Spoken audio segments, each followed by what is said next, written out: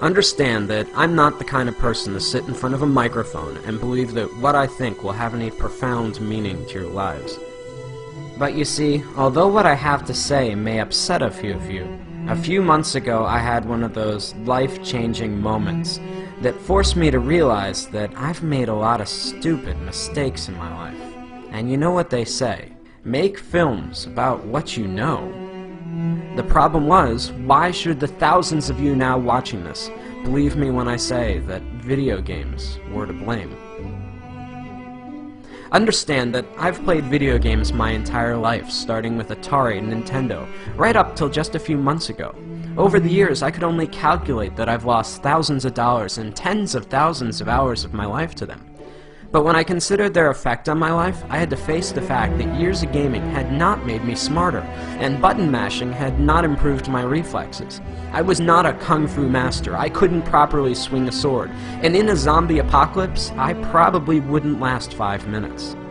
We often forget that video games are entertainment. That means beyond making you feel good, they have no lasting value. Regardless of how important it may feel to you, there is no place on a resume for Xbox achievements. The real pain behind my years of video game addiction was that I never realized their true cost. Sure, it was just a few hours here or there, but over 3 decades, I'm not just sickened now by the amount of my life I've spent, but more so by all the important stuff that I willingly pushed aside to make time for games. For the sake of entertainment, I was willing to give up sleep, health, and ambition. For what? We fool ourselves into thinking that virtual achievements and virtual friends are adequate substitutes for real-life ones. To be blunt, video gamers seem to be fine giving up their real lives for simulated ones, full of depression and loneliness. I know the true cost of gaming are all those lost years that I could have spent with friends, creating art, or being a better husband. 3 months ago, I had to face the facts that I was alone, overweight, and divorced. If there's a moral to this lecture, it's that as much as we may want one, life does not have continuous. For much of my life, I was eager to trade away countless opportunities, friendships, and love for experiences that don't really exist. I guess what I'm saying is, it took me a long time to figure all this out, and along the way, I missed out on a lot of life. At the risk of sounding like an after-school special, don't allow something as stupid as video games consume the best years of your life at the expense of all the greatness you could achieve. Consider this my promise. That's a mistake I don't plan to make again.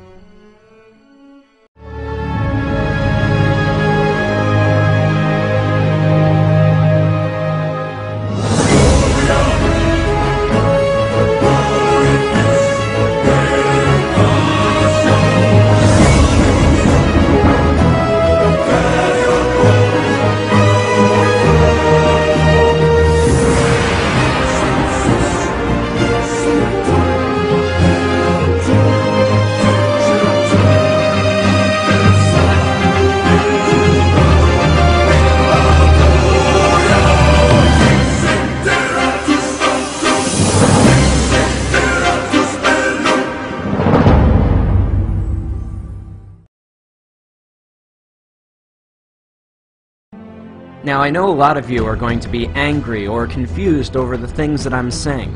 Call me whatever names you like, pretentious or not.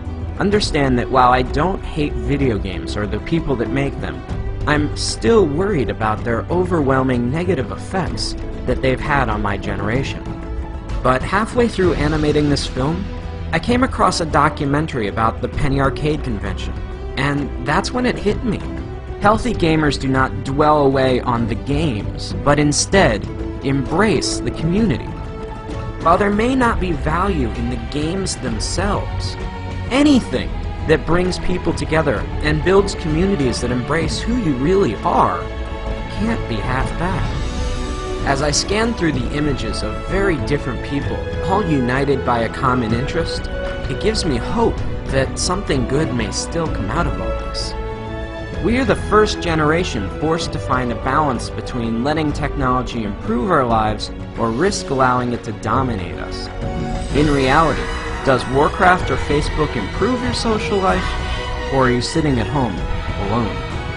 Either way, the only thing I know is that I'll never find out sitting alone in front of my TV, and neither will you. Whatever you choose, remember, in this game, you only get one life.